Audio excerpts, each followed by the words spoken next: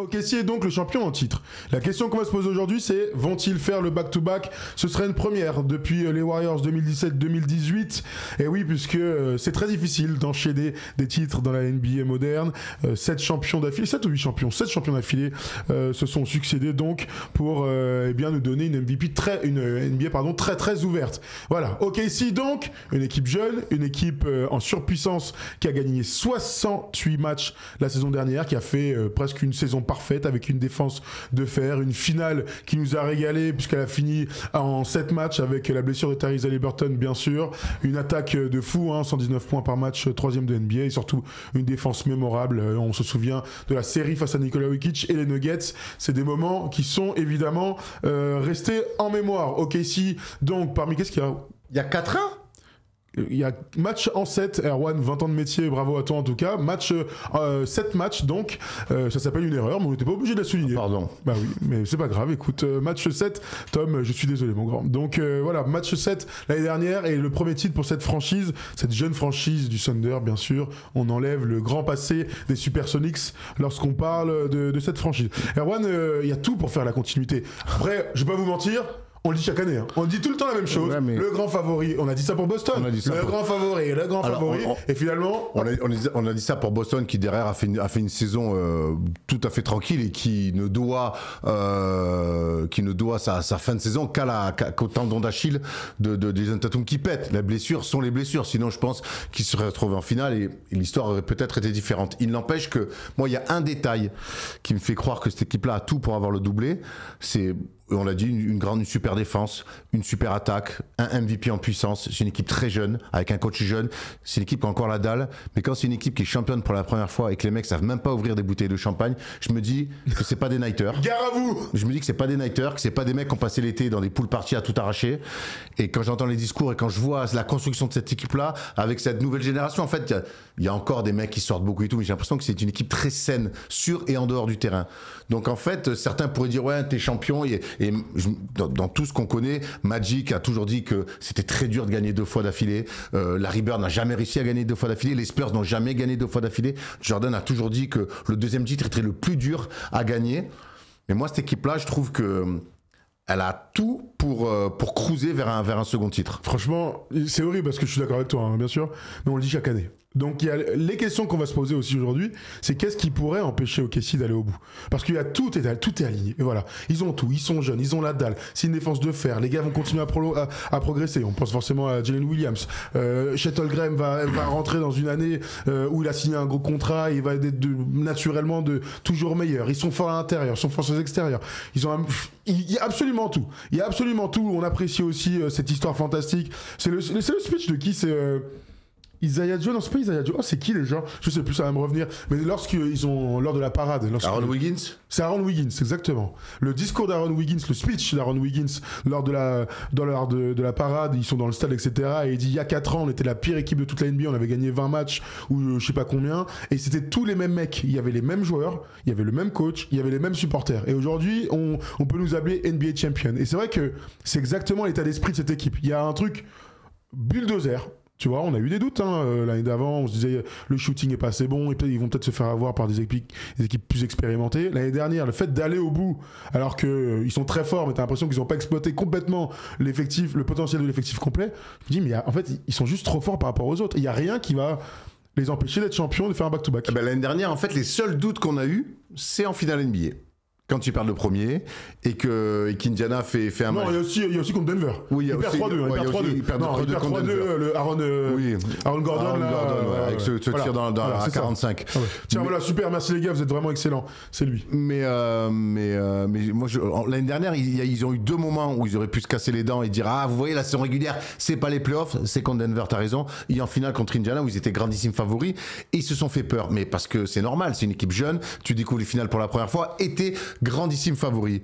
Maintenant, il n'y a plus ce truc-là de la peur de gagner. Ils ont gagné. Oui. Donc, en fait, le seul point négatif que pouvait avoir cette équipe-là, c'est-à-dire l'inexpérience, donc ils ont gardé la qualité de leur jeunesse, leur défense, leur attaque, un MVP, et en plus, maintenant, tu leur ajoutes une expérience de champion. Ben merde alors, hein. Ben merde alors. Hein. Qu'est-ce que tu veux faire? Donc après, le seul truc, ben c'est des trucs qu'on ne souhaite pas. On va toucher du bois, c'est des blessures, mais c'est tout. Oui. C'est tout. L'année dernière contre Denver, ils perdent le premier match à domicile, ils sont menés 1-0. Ils perdent le troisième match, ils sont menés 2-1. Ils mènent 3-2, il y a 3-3 et ils vont gagner le match 7. Bon, vous vous souvenez dans un match 7 ridicule. Ils les ont détruits. Et bah voilà. Avec Aaron Gordon qui joue sur une jambe voilà, et qui est bon en plus. Et tout à fait le temps où il pouvait jouer le pauvre. C'était une victoire 125-93 dans ces matchs 7, un petit peu décevant. Mais ça, c'est une autre histoire. Regardons ce qui s'est passé à l'intersaison quand même, avant d'essayer d'analyser ce qui peut se passer. Ça envoie de la monnaie. Voilà, les départs, Dylan Jones. Beau tableau. Les arrivées. Thomas Sorber, drafté 18, blessé. Ça lui va bien, lui, d'être dans cette équipe. Tout à fait. Vu qu'il n'y a pas un mec qui tease. Blessé, il s'est fait les croisés. On ne le verra pas de la saison. Brooks Barnizer, drafté 44. Jazian Gortman, Zach Austin et Chris Youngblood. Lui, ça lui va bien aussi comme nom, Youngblood. Lui. Chris Youngblood. Bon, ça, qui s'appelle Youngblood dans la vraie vie? Kenny, gros. Les Américains sont sans frais. Il n'y a pas un mec qui s'appelle comme ça. Tout à fait. Ça, c'est la G-League, hein, on est d'accord. Hein. C'est les gars en devenir. Ouais. Voilà. Et donc, Erwan le disait, à OKC, peut-être pour la première fois de l'histoire de OKC, on a décidé d'envoyer la caillasse. On ne fait pas les erreurs du passé. Souvenez-vous, James Harden, Serge Ibaka, etc. Il y avait eu des soucis sur les prolongations. Et donc, James Harden était parti. Ils avaient choisi entre les deux. Ah, voilà. Shai Gilgeous-Alexander, bien sûr, c'est le plus gros contrat de l'histoire de la NBA, 285 millions de dollars, 4 ans. Jay Williams, 287 millions sur 5 ans, donc c'est beaucoup moins à l'année. Chet Holmgren, 250 sur 5 ans. Jalen is back in the game, 24 millions récompensés, le backup. Et AJ Mitchell, le Belge, lui, 8,7 millions, qui était un rookie l'année dernière, et qui va donc prolonger son séjour à OKC. Ils ont fait confiance à leur gars, Erwan. Chet Holmgren signe moins que Jalen Williams. Tout à fait. Alors que bon, en draft, on se souvient que Chet Holmgren, c'est le némésis de Victor. Il signe moins que... Mais c'est surtout mettre du crédit à ce qu'a fait Jalen Williams depuis qu'il a mis un pied sur un parc NBA. Oui, c'est vrai. Voilà. C'est une manière de voir les choses, t'as raison. Fac de Santa Clara. Santa Clara, bien sûr, on le répétera toujours. Bien sûr, notre ami. Frérot, quand est-ce qu'il revient en France, d'ailleurs? Je sais pas. Il est bien là-bas. Ouais, il envoie des messages, il regarde toutes les émissions. J'espère. Alan, si tu nous regardes, on est là, bien sûr. Et on pense à toi comme toujours. Et à chaque fois qu'on parle de Jalen Williams, on parle de lui. Si on retourne à LA, faut qu'on y aille. Cette année, Santa Clara, je sais pas si c'est loin de LA, mais j'irais bien faire un petit move. J'imagine que ça se fait, quoi, en tout cas. Ça fera que 4 heures de voiture. 4 heures, je signe. Non, je pense que c'est pas si loin que ça. On loue un bus party. Ah ouais, alors là, oui, là ça je vais bien. Donc vous avez vu les chiffres. Est-ce que ça peut avoir une incidence sur l'effectif, tu vois, sur les joueurs qui vont entrer dans des énormes contrats là comme ça? Mais encore une fois, je vois que des mecs équilibrés en fait. Tu vois. Je vois pas des mecs fous. Alors il y a Shai qui aime bien la mode, mais en fait je vois pas fou du tout. Hein. Voilà, il est virangé de ouf. Virangé, père de famille. Tout. En fait, je vois pas de cinglés dans cette équipe. Tu vois, et pourtant ils le sont entre eux avec leur truc de chien. Tu vois, ils régalent. C'est un truc de jeune. Oui, c'est un truc de jeune. Mais en fait, je vois que des mecs qui sont dédiés à leur art qu'est le basket. Lou Dort, c'est pareil. Tu vois, c'est des mecs qui sont là, ils sont contents d'être là, ils arrivent de loin, ils ont chacun un chemin qui a été compliqué, comme le disait Aaron Wiggins. C'est une équipe il y a 4 ans, c'est la pire de la ligue, ils sont champions NBA. En fait, j'ai pas l'impression que les mecs ont envie que ça s'arrête. Et quand je vois les gros contrats des mecs, est-ce que ça peut créer des jalousies? Même pas, parce qu'en fait, c'est simplement la hiérarchie naturelle de l'équipe qui fait que les meilleurs joueurs ont eu les meilleurs contrats. Donc en fait, tout est très naturel, tout est très organique dans ce qui se passe du côté du Thunder. Ça, c'est sûr que en termes de gestion, de toute façon, Sam Presti, c'est un modèle, ce qu'il s'est passé il y a 4 ans au fond du trou, et maintenant avec tous les mecs avec lesquels tu as grandi, un coach qu'on ne connaissait pas à la base et qui est devenu tout simplement l'un des meilleurs coachs de toute la NBA. Il est quand même coach de l'année et de champion en 2 ans. Bravo Marc.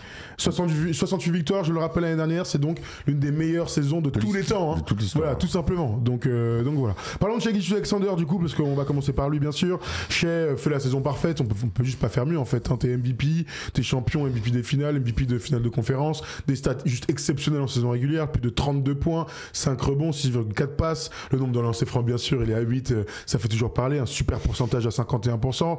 On peut rien lui souhaiter d'autre que de continuer sur cette lancée en fait. Ben oui, c'est tout con, mais je vois pas pourquoi ça va changer. Encore une fois, hein,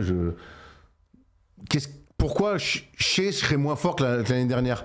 La même équipe, les mêmes plays, la même défense, le même coach, les mêmes responsabilités, et en plus, t'es champion NBA donc et MVP.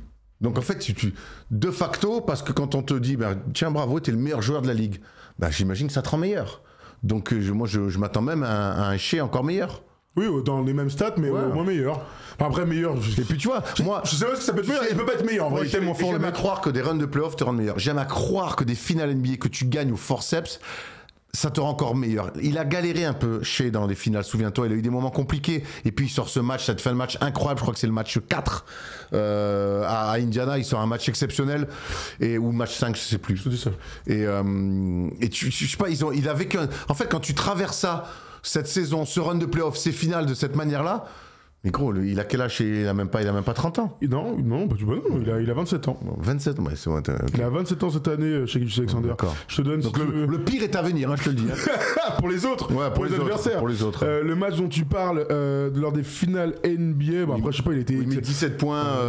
Enfin, je vous donne juste les stats de Shea, donc juste au scoring sur la finale 38, 34, 24, 35, 31, 21, 29. Oui, bon joueur. Bon joueur. Difficile de parler d'eux en fait parce que j'ai l'impression qu'on a déjà tout dit. Mais ça, je me rends compte en parlant là. Exactement. Moi, c'est je me rends compte de ça. Je me dis, mais en fait, qu'est-ce que tu veux dire sur OKC? Alors peut-être les gens appelez-nous. Pour le coup, ça sera cool d'avoir votre avis. Mais en fait, OKC, ils ont rien changé. Ils ont re-signé leur mec. Tout est sain. Il y a pas un mec qui dit, moi, je veux de temps, je veux partir, je veux plus de responsabilités. On l'a vu ça. On l'a vu dans d'autres équipes. On disant, ok, maintenant je suis champion. Moi, je veux être. Kyrie Irving s'est barré à Boston alors qu'il était aux côtés de LeBron. Tu vois, là, il y a pas ça. Tout le monde est content. Pour l'instant. Mais encore une fois, il dégage pas ce jeu. Non, c'est sûr. Je vois pas qui pourrait faire ça. Après, il y a une réalité, c'est que vu tout ce qui a été signé, l'équipe va pas rester comme ça. Il y a trop d'argent en jeu. Voilà, dans 1, 2 ou 3 ans, et il y a des mecs qui vont se barrer parce qu'il va falloir équilibrer. Là, il y a trop. Les mecs vont tous être à 50 millions. Ah, ok, si ça n'existe pas. Mais là, ce sera pas pour la saison 2025-2026. Exactement. Voilà, pour la saison qui va arriver. Non, j'avais posé cette question. Tu vois, je me suis dit. Sur quel aspect ils peuvent progresser? Parce que l'année dernière, c'est une défense all-time. On l'avait dit pour Boston, mais on le redit pour OKC cette année. Dans le jeu, il y avait une vraie progression, etc. Rouleau compresseur, ils avaient ces moments dans un autre style que les Warriors de la grande époque, c'est-à-dire que eux, c'était avec l'adresse, etc. Là, c'est d'abord la défense de la course, et puis ensuite tout le monde jouait libéré. Je me posais la question de comment ils pourraient mieux jouer au basket. Comment ils pourraient, là, dans quelques instants. Alors, j'ai des éléments de réponse. La progression linéaire de Jalen Williams, qui a fait une saison lui aussi parfaite à son niveau, All-Star, All-NBA, etc., champion NBA, mais lui aussi va continuer à progresser, peut-être ajouter plus de playmaking dans son jeu, ce qui apporterait quand même autre chose dans le jeu des... Il l'a déjà beaucoup fait. Hein. Là, je parle de progresser, les mecs ils ont 22 ans, donc il va forcément progresser, il va pas être moins fort l'année prochaine, donc tu progresses sur d'autres aspects du jeu. Peut-être qu'un Chet Holmgren aura plus de ballons à jouer en attaque, tu vois, pour équilibrer entre guillemets l'intérieur et l'extérieur. Ça pour moi, Chet, c'est vrai que par le fait qu'il ait été blessé la première année où il est drafté, Jalen Williams a pris un petit peu la place de second. Il l'a fait parfaitement. Et quand Chet Holmgren est revenu, il s'est gentiment greffé comme une troisième option. Et par contre, c'est un pilier défensif. Mais c'est vrai qu'en attaque, et on l'a vu même sur les finales, il n'est pas toujours servi. C'est pas le premier en tout cas, ni le deuxième à toucher les gonfles.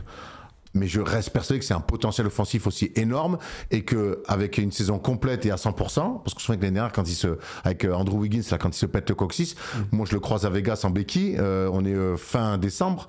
Le mec, il... Difficile d'imaginer j'ai l'impression qu'il a marché sur une mine. Hein. C'est vrai. Donc vraiment, il est là et je fais, voilà, mais il va revenir vraiment. On rappelle qu'il n'y avait pas Isaiah Hartenstein non plus pendant exactement. la saison. Donc lui, je pense qu'offensivement, s'ils arrivent en plus maintenant à mettre un peu plus de play autour de lui, parce que par sa taille, par son talent, par sa qualité de passe de tir, il peut créer encore plus de problèmes. Peut-être que l'évolution, elle est là autour de lui. Voilà. Il y a donc l'évolution des joueurs bien sûr. J'en parlais, c'était juste après le titre. On parlait de Nikola Topic qui a joué ses premiers matchs l'année dernière et donc il était rookie. C'est évidemment un joueur serbe que tout le monde aimait beaucoup en Europe. On parle d'un joueur, un magicien sur pick and roll, ce genre de choses. Il va faire ses premiers pas. Cet été, je parlais peut-être d'amener un autre meneur de jeu, un profil plus manieur de ballon, playmaker en sortie de banc, là où ils ont des super défenseurs, des athlètes même en sortie de banc plus que des manières de ballon. Elle est peut-être là aussi l'évolution parce que le but c'est de toujours un peu mieux jouer au basket en fait. Moi c'est ce que j'espère pour cette équipe. Ils ont des valeurs refuge avec une défense énorme, une superstar et puis une profondeur magnifique. Maintenant j'ai envie qu'ils évoluent dans un basket un tout petit peu plus léché, plus agréable à voir jouer. Je sais pas si on peut dire ça comme ça. Je vois ce que tu veux dire. Tu vois, je suis pas en train de dire qu'ils jouent mal au basket, surtout pas. Mais voilà, plus de basket dans leur basket quelque part. Est-ce qu'ils ont intérêt de faire ça quand on voit comment ils ont dominé l'année dernière? Bah oui. parce que tu fais un match 7 contre Denver, tu fais un match 7 en finale. Donc le but c'est de se rendre plus facile le chemin. Donc c'est d'être meilleur en attaque. Si tu joues mieux au basket en attaque en donnant des minutes à Topic et tout, Topic je veux voir défensivement aussi. Ouais, est-ce qu'il va être dans le ton des animaux de cette équipe-là? Mais parce que Carson Wallace qui est un moins bon joueur de pick and roll que Nikola Topic. Par contre défensivement mon gars mais quand t'es entouré de super défenseurs, t'as Caruso, t'as Wallace, t'as Joe, t'as Wiggins, ils sont tous bons en défense, t'as le droit de te permettre de mettre parfois 10 minutes sur le terrain un gars différent. C'est vrai que l'année dernière on parlait du manque d'un vrai deuxième meneur derrière Shea. Donc on va voir si Nikola Topic qui revient d'une grave blessure qui a fait la Summer League, qui joue là aussi en match de prépa. Qui était coupé dans l'équipe serbe juste avant l'Euro. Ça va être intéressant. On sait que c'est un vrai talent, un vrai bon joueur de pick and roll, un passeur incroyable. Donc un vrai joueur serbe quand même. Donc curieux de voir lui aussi s'il peut amener une autre dimension quand Shea est assis sur le banc. Alors la question qu'on peut se poser, admettons, si là on a un peu fait le tour sur l'effectif. Non, on l'a même pas vu. On peut le mettre l'effectif, Tom, s'il te plaît, qu'on va regarder ensemble. Bien sûr, il n'y a pas grand chose qui ont changé. On l'a dit tout à l'heure. Le 5 entre Shea, Lou Dort, Jalen Williams, Shettelgram et Isaiah Hartenstein, bien sûr. Ils vont partir comme ça et bien sûr le banc vous le connaissez tout par cœur. La question aussi qu'on peut se poser, c'est l'idée de la dynastie. Et là tu vois, Tom me dit qu'il y a une espèce de comparaison avec les Warriors 2015, équipe ultra jeune, équipe ultra kiffante, un coach apprécié de tous, un style à part, et c'est le cas pour OKC, et très différent de celui des Warriors à l'époque, une superstar en Steph à l'époque et Shea maintenant. Est-ce qu'on peut imaginer ce type de domination en fait, tout simplement de cette équipe? Ouais, alors j'aime la comparaison. Par contre, pour moi, ils avaient comblé leur effectif avec beaucoup de vétérans. Alors ils l'ont fait. On peut dire que Caruso compte comme un vet, mais bon, ils l'ont fait vraiment avec des vrais vétérans. Comme il s'appelle, Barbosa, West, c'est plus tard. David West, c'est plus tard. Mais en tout cas, il y a toujours eu des mecs un peu plus. Mais en tout cas, ils ont Iguodala d'ailleurs qui font bien. Tout à fait. Mais eux, ils sont jeunes, mais c'est vrai qu'ils ont tout pour. Par rapport à ce qu'on dit, c'est qu'ils ont tout pour créer une dynastie. Mine de rien, les Warriors, c'est pas fini, mais on sait qu'avec 2022, on s'est dit que c'était le dernier titre de Steph Curry. Et quand on voit ce qu'ils ont fait cet été, on a l'impression qu'on a du mal à les revoir champions. Mais les Warriors, donc c'est 4 titres en 10 piges, c'est ça? Ouais. Enfin, de 2015, en 7 ans en fait. De 2015 à 2022, ils gagnent 4 titres et vont 6 fois en finale. Moi, je pense que back-to-back déjà, parce que quand tu fais un back-to-back dans la legacy que tu vas laisser, c'est pas pareil déjà. Je te dis, Larry Bird n'a jamais fait de back-to-back. Duncan et les Spurs n'ont jamais fait de back-to-back. Magic en a fait qu'un. C'est pas rien. C'est pas rien de faire un back-to-back. Donc déjà le faire, ça, déjà pour moi, tu montes tout de suite dans la hiérarchie de l'histoire de la NBA. Et puis après, effectivement, c'est aussi de se regarder les 3 qui ont vient de filer un contrat max et se dire, les gars, en fait, on est champion, mais on a 22, 27 et 23 ans. Mais en fait, moi, je veux qu'on écrive une histoire. On doit se préparer pour faire 5 ans de finale. Maintenant, ça va dépendre aussi, quelque part, de l'ambition de ces mecs-là. Mais j'en reviens encore une fois à leur attitude, à ce qu'ils disent, à leur manière d'agir. J'ai l'impression que c'est des mecs qui sont dédiés au basket et qu'ils ont ça en tête. On dit toujours que le deuxième, c'est le plus dur, bien sûr. Et ça va être une réalité qui va être confrontée à un jeune groupe. Parce que tu vois, il y a aussi c'est que j'ai vu une stat là qui était quand même incroyable. Il y a seulement 2 mecs qui ont plus de 27 ans. C'est Alex Caruso et Kenrich Williams. Ça c'est quand même. Non mais c'est abusé. On le disait dans une autre vidéo, le fait que LeBron annonce que c'est sa dernière saison NBA. Avec les Lakers qui ont quand même une bonne équipe, et je l'ai dit qu'ils risquent de bouger pour encore améliorer cette équipe-là en cours de saison. S'il y a un Lakers OKC, je pense qu'ils vont pas être sifflés comme il faut. Il va falloir aussi gérer tout ça. Donc déjà, la saison, je te dis, elle a pas commencé déjà pour eux. Il y a une cible dans le dos parce qu'ils sont champions. Et puis je pense que tout le monde va avoir envie de voir LeBron une dernière fois en finale. Et eux, ça va être les mecs qui gâchent la fête. Allez, on va continuer à parler de KC en regardant leur cote sur Winamax. Toujours intéressant de voir. Sont-ils favoris? On l'a vu tout à l'heure. Oui, ils sont les grands favoris de la NBA pour le prochain titre. Ils sont à 3,50. Je me souviens que Boston, leur cote était plus basse en début de saison.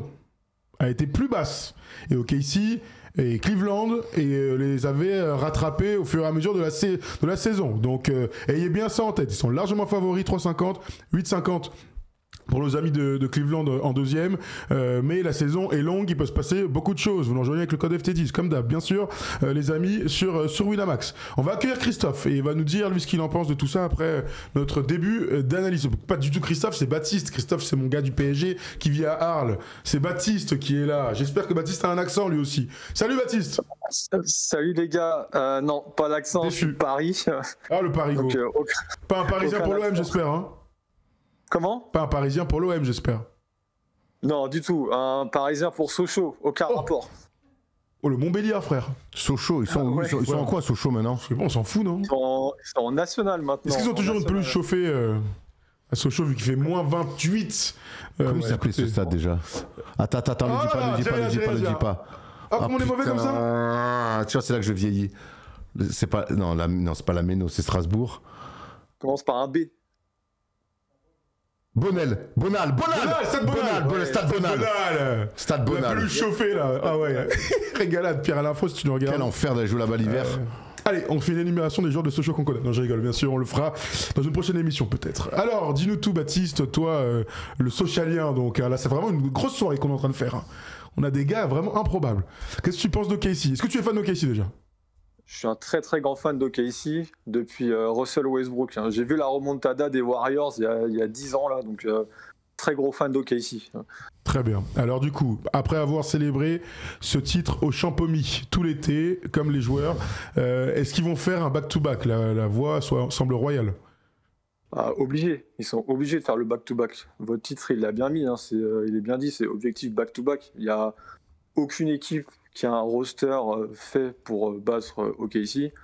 L'équipe d'OKC, elle est parfaite. Le tir à 3 points, la première unit, la seconde unit, les dirigeants, tout est fait pour qu'ils aient le back-to-back. La seule équipe, à mon avis, qui a l'équipe pour battre OKC, c'est Dallas, s'ils étaient au complet. Voilà, ils ont les chiens qu'il faut. Ils ont les chiens qu'il faut sur la ligne arrière pour déranger Shai, J-Dub. Mais là, avec les blessures, c'est foutu pour eux. Donc, ils vont revenir, les mecs, hein ? Non, ils vont revenir. Mais à quel niveau va revenir Kyrie ? À quel niveau va revenir Anthony Davis quand ils seront plus blessés ?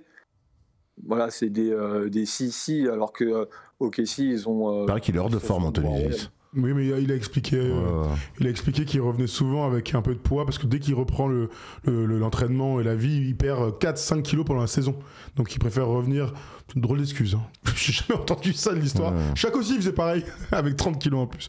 Mais vous savez, il y a un truc qui est étonnant, et tu pourras développer un peu les maps, parce que c'est intéressant, mais l'année dernière, tu vas au match 7 face à Denver. Denver qui est une équipe bancale, pas de banc, avec des blessés. L'année prochaine, Denver a une super équipe, ils sont renforcés partout, ils ont beaucoup plus de profondeur, et ça vous semble pas être un vrai argument pour dire que Denver va les taper sur une série de playoffs ? Non, parce que l'expérience d'être champion, ça change beaucoup de choses. Et tu vois, c'est intéressant qu'on les compare à Denver, parce que Denver, ils ont été champions, ils ont fait une saison régulière tranquille, ils ont cruisé, et ils sont arrivés pour moi, on se souvient, en demi-finale de conf face à Minnesota, et ils l'ont joué trop facile. Oui, mais ils avaient perdu beaucoup de mecs. Oui, mais tu vois ce que je veux dire, l'équipe était moins forte. Ils perdent pas là-dessus. Ils perdent parce qu'à bout d'un moment, le match 6 à Minnesota, ils le vendent, ils le jouent pas. Jamal Murray était blessé, l'équipe était moins forte. Ils avaient perdu 2 joueurs importants. Je veux dire, là, les équipes sont tellement fortes, là, la concurrence, là, elle est tellement, ça se joue sur les détails, qu'en fait, tu perds un mec à cause de l'argent, tu perds un mec parce qu'il est blessé, et bien en fait, l'équipe est moins forte. Et c'est pour ça que dis-moi, toi, Baptiste, ce que t'en penses, mais l'année dernière, l'équipe de Denver était bancale, on l'a dit toute la saison. Il n'y a pas de banc, il n'y a pas de truc, et ils vont en match 7. Donc pourquoi est-ce que là, cette année, ils vont pas le faire ? C'est une série particulière, c'est une série où en fait, il y a le basket et puis il y a la pression à gérer. Il n'y aura pas que ça l'année prochaine ? Si, mais ils l'ont vécu.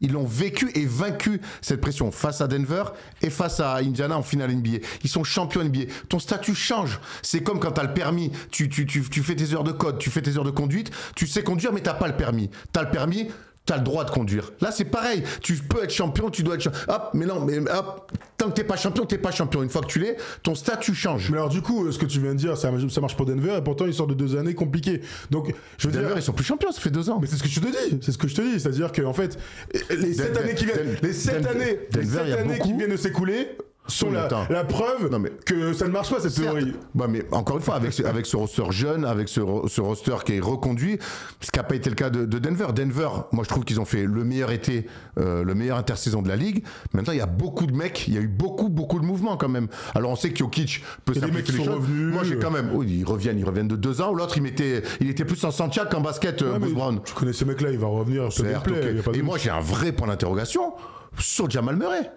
Blessé, malade, nanani, ça fait 2 ans qu'on lui trouve toutes les excuses du monde au mec. Au bout d'un mois, il est jamais à 100% ou jamais bon dans les moments qui comptent. Après là, la réalité de Jamal Murray, c'est qu'il a eu un été pour se reposer, qu'apparemment il est en bonne forme. Très bien. Et qu'il y a... Ah ben on va voir. Non, mais on va voir. Ce que Jamal Murray, il a avec toujours Jamal Murray, nul à chier, il va au 7e match. Moi c'est ça que je me dis. Il a toujours pas... Mais en fait, attends, Baptiste, je vais te lancer là-dessus. Mais pour vous, c'est genre sûr que OKC va battre sur une série Denver renforcée. Baptiste, t'es confiant. Il y a pas de souci quoi, genre. Pour moi, Denver ne rentre même pas dans les top favoris au titre. Oh, ah ouais, t'es sévère là par contre. Ouais, non mais pour moi, il y a OKC en haut du panier et pour moi dans ce panier-là, il y a personne d'autre. Et juste en dessous, il y a Denver. Mais Denver, comme tu l'as dit, Arwan, Denver, il y a eu énormément de mouvements. Jamal Murray, on ne sait pas ce que ça va donner. Aaron Gordon, c'est des hauts et des bas. Oh non, on va respecter Aaron Gordon. Aaron Gordon, c'est devenu un joueur d'une stabilité. Non, là, pour le coup, mon Baptiste, je vais pas te suivre. Ils ont dégagé Michael Porter Jr. pour Cam Johnson, des mecs d'une stabilité émotionnelle. Mais moins fort. Mais plus stable et plus complémentaire. Mais par contre, Aaron Gordon, tu me parles du mec d'Orlando, là. Oui, non. Là, Baptiste, on va quand même te rendre l'appareil, de la parole. Vas-y, dis-nous. Mais là, non, c'est un grand nom, Baptiste. Mais vas-y, continue. Pour vous, vraiment, il y a un écart comme ça. Je suis étonné. Je vous mets un sondage. Vraiment parce que ça me. Moi, je suis un peu sur le cul. Hein. Moi, je les mets chapeau 1 tous les deux. Hein. Non, moi je mets chapeau 1 tous les deux. Moi je mets OKC pour l'expérience, pour le vécu collectif, pour ce côté jeune, défensif, très agressif. Je les mets devant. Maintenant, Denver, moi, avec déjà, quand t'as Jokic, pour moi, quoi qu'il arrive, tu gagnes beaucoup de temps. Moi, j'ai un point d'interrogation sur Jamal Murray. C'est un point d'interrogation que je n'ai pas avec Jalen Williams, par exemple, qui est l'option numéro 2 d'OKC. Donc, ouais, je les mets deuxième. Mais Jamal Murray, t'avais pas cette interrogation juste après le titre. Tu vois ce que je veux dire? Là, ils viennent de gagner, donc c'est normal d'être positif et ils sont favoris.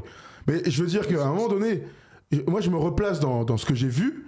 Comment on explique qu'une équipe aussi mal construite puisse aller si loin face à une équipe qui semble aussi forte et à qui on est en train de dire que c'est la plus belle équipe de NBA. Sans un grand Jokic en plus. Qui a été parfaitement défendu. Ouais. Donc, en fait, j'ai l'impression que Denver est tellement plus fort que l'année dernière sur tous les aspects du basket et surtout la profondeur. Et bien que j'imagine encore une série très longue. Et donc, s'il y a un match 7, ça veut dire qu'il y a 55 ans. Moi, ce que je vois, c'est que Denver a mené dans cette série et que finalement, OKC a réussi à s'en sortir. Avec une équipe bancale, avec une équipe bancale et surtout avec ils ont archi bien défendu aussi sur Jokic. Après, là, t'es en train de réécrire un petit peu l'histoire pour moi. T'es en train de réécrire un petit peu l'histoire. On fait la preview des Nuggets le 20 octobre. Vous serez avec nous bien sûr, c'est dans 2 semaines. T'es un petit peu en train de réécrire l'histoire. Non, je trouve que l'été a été bon, je l'ai déjà dit, je le redis. Maintenant, on a envie de voir comment ça match tous ensemble. Cam Johnson, c'est moins talentueux que Michael Porter Jr. C'est plus stable, c'est meilleur défenseur, c'est moins bon rebondeur. Bon, on va voir comment il va se greffer là-dedans. Il n'a pas aucune inquiétude pour le coup. Oui, mais si tu te rappelles bien de la finale l'année dernière, Denver OKC, les victoires de Denver, ça l'arrache de l'arrache. C'est plus un manque d'expérience d'OKC sur les fins de match que vraiment l'expérience de Denver qui a joué. C'est vraiment à l'arrache de l'arrache, ils gagnent leurs 3 matchs Denver.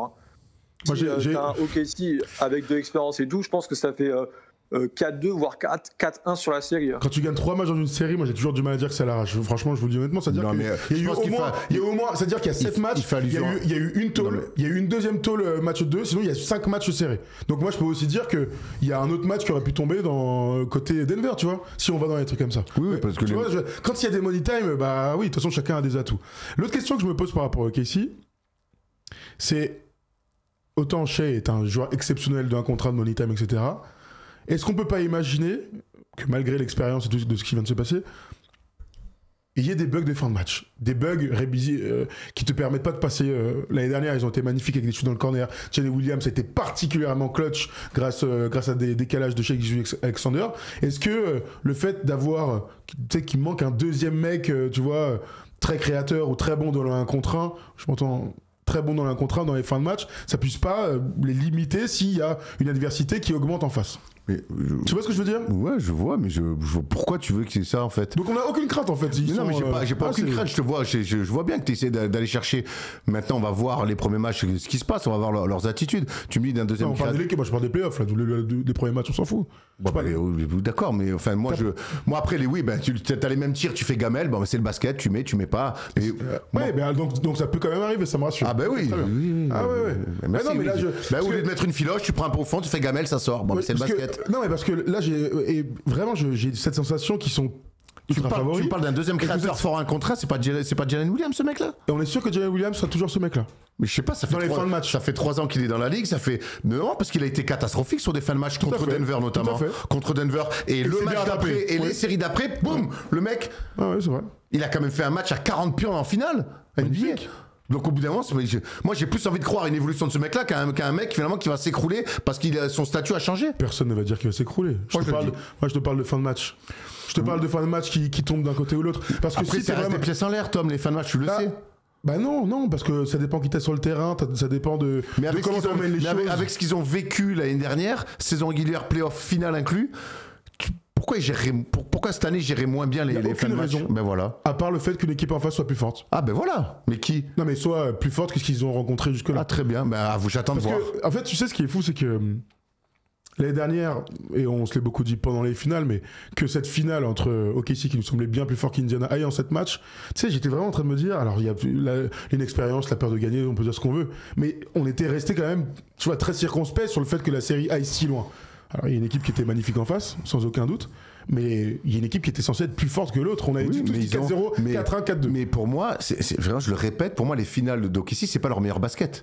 C'est pas le meilleur basket de leur saison, il est pas en finale. Loin de là. Il y a, même pour Shea, même si on a vu, t'as dit ces stats tout à l'heure, il est en struggle, ils font pas que des bons choix parce qu'ils ont la peur de gagner, la peur au ventre. T'es à quelques matchs d'un titre, t'es favori, c'est une équipe jeune, c'est très dur. C'est pour ça que moi, ils ont vaincu ça. Ils sont passés à travers ça en gagnant un match 7.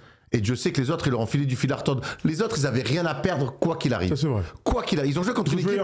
Ils sont là en mode, nous, on est là, on a déjà gagné. Vous avez tout à perdre. C'est pas simple.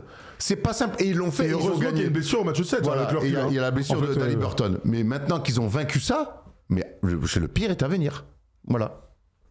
Baptiste, champion NBA, donc back-to-back. Ouais, champion NBA. Sans aucun doute, obligatoire. Ce serait une déception s'il l'était pas. Maintenant, comme je disais avec votre collègue au Standard, le petit truc qui me fait un peu peur pour l'année prochaine, c'est l'arbitrage. Qui pourrait changer. Il y a eu tellement de problèmes avec Shai l'année dernière sur les fautes sifflées, son nombre de lancers francs, même si au final, sur les stats, les meilleures saisons en carrière de l'histoire, il rentrait dans la norme du nombre de lancers francs par match.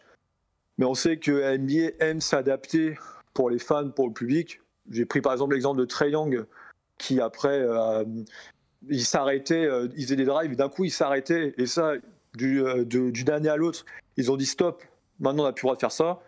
J'ai peur que maintenant la NBA veulent adapter l'arbitrage à Shai, qu'il ait moins de fautes sifflées. Mais c'est vraiment aller chercher la petite bête pour essayer de trouver un aspect négatif. Je pense que la NBA, ils ont tout intérêt aussi à protéger sa star et son MVP. Hein. Ouais, la question de l'arbitrage, c'est pas tant sur les lancers francs de chez Alexander, c'est plus sur la défense permissive et ultra agressive de Casey en playoff. Qui sera. Parce que là, vraiment, ils ont été particulièrement avantagés. Moi, allons, soyons plus précis. S'il y a une série Lakers au Casey. Et que c'est une finale de conf et qu'il y a une place en finale à jouer. Ils pourront pas faire ce qu'ils ont fait l'année dernière. Je peux te le dire, que là, on va avoir un œil sur l'arbitrage. Parce que on sait que la NBA, ils sont plus proches d'Hollywood que d'une fédération de sport. Donc ils sont là, t'as LeBron en finale. Je vous aime bien les petits dossiers. C'est une entreprise privée. N'oublions jamais. Qui sont ces gens? Alex Caruso, 6 fautes, mais j'ai rien fait, monsieur. C'est pour l'année dernière. Mais il reste 3 minutes, je suis à l'échauffement, c'est pas grave, dehors. Incroyable. Lou Dort aussi, bien sûr. Lou Dort et Alex Caruso. Voilà. Bon, les lancers francs, c'est autre chose. Et si les gens veulent cracher sur... On se souvient de Caruso sur Jokic l'année dernière au match 7. Mais c'était hallucinant. Sur la série même. Sur la série, c'était catastrophique. C'était hallucinant. Franchement, ça m'avait saoulé. Caruso, c'est un joueur que j'aime bien. Mais pareil, là, pour la prochaine... Tu te retrouves avec LeBron là-dessus, mais tu fais pas le quart de ça. LeBron, il a 24 lancers francs par match. C'est la douche directe. Hein. C'était trop, monsieur. Hop. Allez, disqualifiante. Bon, très bien, Baptiste. Merci de nous avoir appelés en tout cas. Et on retient ta take sur les Mavs. Hein. Les Mavs, l'équipe qui t'inquiète le plus sur une série. Évidemment, il y a un gros long chemin avant ça. Hein. Bon, rappelle-nous du coup quand on fera les Mavs. Ouais, avec grand plaisir, Très bien, merci Baptiste. Salut On te souhaite Baptiste. une bonne soirée. Je voudrais vous dire merci pour tout ce que vous faites. Votre émission est incroyable. Ça fait 10 ans que je vous suis. Vous êtes des gars géniaux. Voilà. Merci pour tout et j'ai hâte de découvrir votre nouvelle émission sur YouTube. C'est gentil Baptiste, tu vas te régaler. Merci à toi Baptiste, c'est un bel hommage. Un rendez-vous la semaine prochaine pour Offen, c'est la première et on va parler de sport. Voilà, c'est ce qu'on fait, c'est ce qu'on fait de mieux. Merci à toi Baptiste, t'es le meilleur, bravo. Ils sont gentils ces mecs-là. Adorable. Il y a que des mecs gentils dans cette équipe-là, cette première équipe. Mais en même temps, pourquoi tu veux qu'on... Je sais pas, nous on est sympas dans la vie.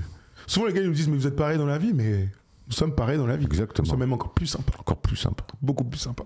Allez, on s'arrête là-dessus sur OKC, donc le grand favori de cette NBA 2026. Mais je le rappelle encore une fois les gars, hein, Boston, ils étaient cotés à moins hein, par rapport à OKC. Donc la saison est longue. On souhaite que ce soit sur le terrain et pas à l'infirmerie que ça se passe. Voilà, s'ils doivent être battus, c'est sur une série de playoffs à 100%. Merci à tous de nous avoir suivis par rapport aux Lakers, par rapport à OKC, pardon. Et si vous voyez une autre équipe qui pourrait les déranger, vous n'hésitez surtout pas à nous écrire ça dans le chat ou dans les commentaires si vous êtes en replay.